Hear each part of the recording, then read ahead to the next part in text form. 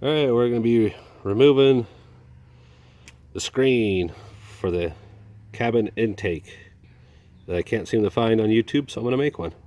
It's really easy. Get in a little closer. But there's these little notches right here. You just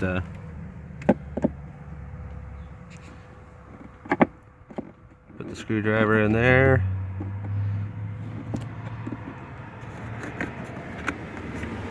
And pull up.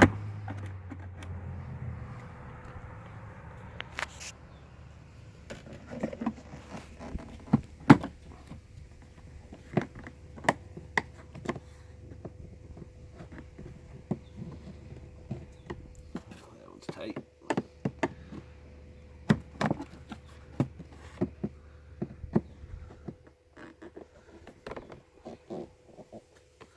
Maybe if you have a thin screwdriver, it might work a little better.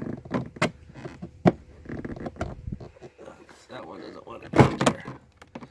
And voila, that is it.